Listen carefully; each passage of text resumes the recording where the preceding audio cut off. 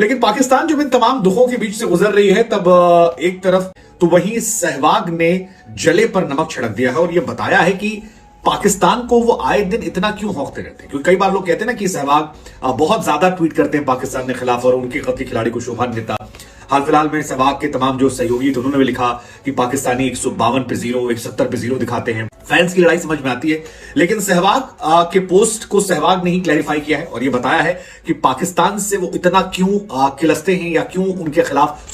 पाकिस्तान के जो लोग हैं वो आईसीसी पर, बीसीसीआई पर अपनी परफॉर्मेंस को ना देखते हुए छिछले आरोप लगाते हैं।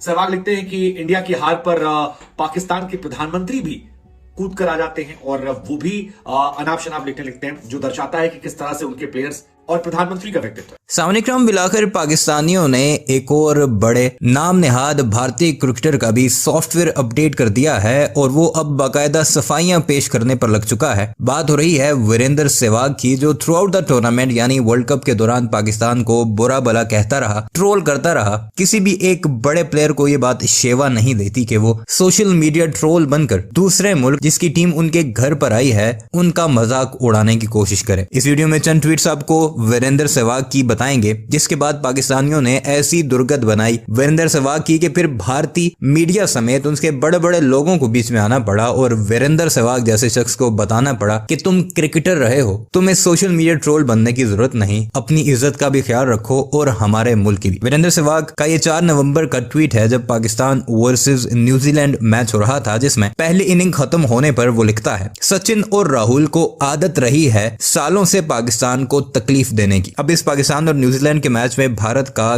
कोई लेना देना नहीं, लेकिन ये जानबूझकर इसे घसीट रहा है। सिलसिला जारी है, बल्कि इसने लिखा हुआ सिलसिला जारी है। What an inning by Rachin फेंटा लगाया है। अब यह रचिन को सचिन और राहुल का कम्बो करार दे रहा है। खैर, अगली ट्वीट आई है जब पाकिस्तान की कैंपेन ऑल ओवर हुई, तकरीबन पाकिस्तान बाहर हो गया, तो फिर वीरेंद्र साहब लिखते हैं, पाकिस्तान जिंदा भाग। पाकिस्तान जिंदाबाद को ये कहते हैं पाकिस्तान जिंदा भाग, have a safe flight back home. यानी इस तरह पाकिस्तानी टीम को ट्रोल करने की कोशिश की जाती रही। फिर उसके नीचे जो पाकिस्तानियों ने इसकी दुर्गत बनाई, तो फिर ये कहने लगा इसी ट्वीट को रीट्वीट करते हुए, पाकिस्तान की खास बात है कि जिस टीम को पाकिस्तान सपोर्ट करता है वो टीम पाकिस्तान की तरह खेलने लगती है। सॉरी श्रीलंका। उस वक्त पाकिस्तानी न्यूजीलैंड के खिलाफ श्रीलंका को सपोर्ट कर रहे थे और श्रीलंका वो वन साइडेडली मैच हार गया। फिर उसके बाद पाकिस्तानियों ने इसके कॉमेंट सेक्शन में जा जाकर और इसे टैग कर करके ये पोस्टें लगाने शुरू कर दी कि हाँ, अब तो हम इंडिया को सपोर्ट करेंगे न्यूजीलैंड के खिलाफ सेमीफाइनल में, ताकि फिर हम जिसे सपोर्ट करते हैं वो हारे। तो फिर भी इसे तकलीफ पहुंची और वो इसी तरह उन्हें कमेंट्स में जवाब देने लगा। अगली ट्वीट जरा मुलाहिजा कीजिए। वो लिखता है एक ट्विटर सारिफ को जवाब देते हुए, नहीं यार, वसीम भाई की रिटायरमेंट के बाद जैसा ये थे 200 की एवरेज होनी चाहिए थी इनकी साथ, बट जो भी है तब भी और अब भी इनके मजे लेने में मजा आता है। आप जरा लेवल चेक कीजिए एक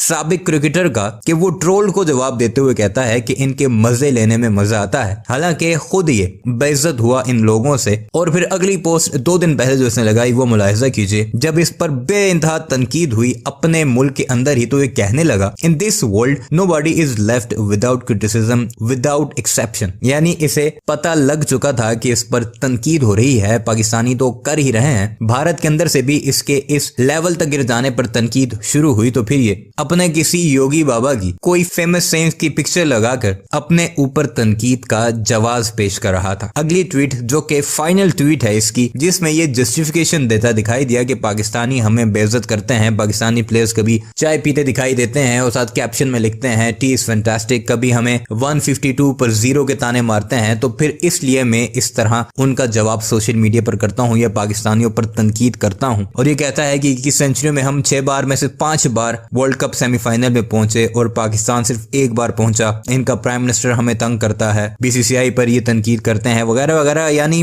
आम लोगों की वो बातें जो कि टीवी पर नहीं हुई या टीवी पर भी हुई हैं तो ऐसे शख्स ने की हैं जिसका कोई भी लेना देना किसी ऐसी शख्सियत के साथ नहीं है या वो कोई कदावर शख्सियत नहीं है। उनकी बातें कोट कर करके ये जवाब देता रहा और अब ये कह रहा है कि वो लोग हमें तंग करते थे तो मैं इसका जवाब तब दे रहा था। यानी कि इस तनकीद के बाद जो मुल्क के अंदर और बाहर से इस पर हो रही थी, इतनी इसे तकलीफ हुई है कि ये पूरा एक पैराग्राफ लिखने पर मजबूर हुआ और कहने लगा कि जो हमारे साथ बदतमीजी करेंगे तो उनको इसी तरह सूद समेत हम जवाब देंगे। बहरहाल अब भारत के मीडिया पर इसके बारे में क्या कुछ चल रहा है उसकी एक चंद झलकियां आपको दिखाते हैं। कमेंट सेक्शन में सारे मामले पर जरूर बताएगा और हमारे इस चैनल को भी जरूर सब्सक्राइब कीजिएगा।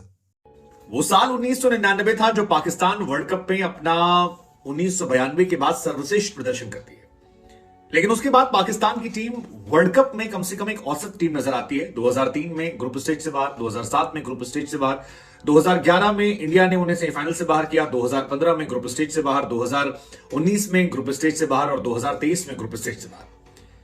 पाकिस्तान और केन्या ने 21वीं सदी में बराबर क्वालिफाई किया है और वर्ल्ड कप में यह पाकिस्तान की हैसियत को बताने के लिए काफी सेमीफाइनल में।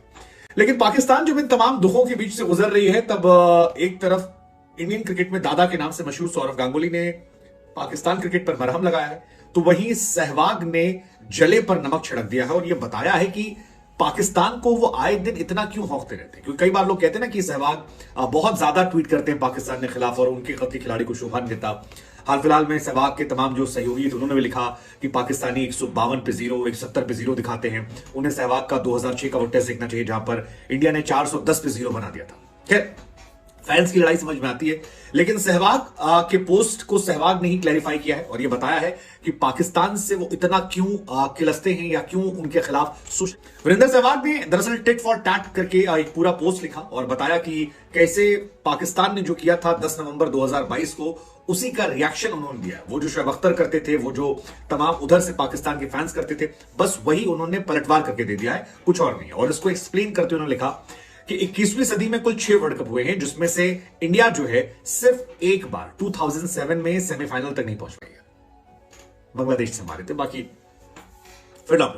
बाकी जो 5 वर्ल्ड कप रहे उसमें हम सेमीफाइनल तक गए हैं और नॉकआउट मैचेस में हारकर बाहर आए। 2003 में फाइनल में गए, 2007 में बाहर हुए, 2011 वर्ल्ड कप जीता, 15 में सेमीफाइनल गए, 19 में सेमीफाइनल गए, मैच अलग दिन हो गया इसलिए हार गए, वरना वो भी अच्छा मैच नहीं जीत सकते तो साल वर्ल्ड कप। और 2023 में फिर हम सेमीफाइनल में हैं और फाइनल के प्रबल दावेदार हैं। वो लिखते हैं कि पाकिस्तान जो है 2021वीं सदी में 6 बार में से सिर्फ एक बार खेलने गया, लेकिन पाकिस्तान के जो लोग हैं वो आईसीसी पर, बीसीसीआई पर अपनी परफॉर्मेंस को ना देखते हुए छिछले आरोप लगाते हैं। सहवाग लिखते हैं कि इंडिया की हार पर पाकिस्तान के प्रधानमंत्री भी कूद कर आ जाते हैं और वो भी अनाप शनाप लिखते हैं, जो दर्शाता है कि किस तरह से उनके प्लेयर्स और प्रधानमंत्री का व्यक्तित्व है। फिर सहवाग लिखते हैं कि पाकिस्तान के प्लेयर्स जब इंडिया आते हैं तो इंडिया में खुलकर उनकी मेहमान नवाजी की जाती है, उनका स्वागत किया जाता है, उन्हें प्यार दिया जाता है, लेकिन उनके प्लेयर्स जो हैं वो चाय के मजे लेते हुए हमारे जवानों का मजाक उड़ाने की तस्वीर डालते हैं।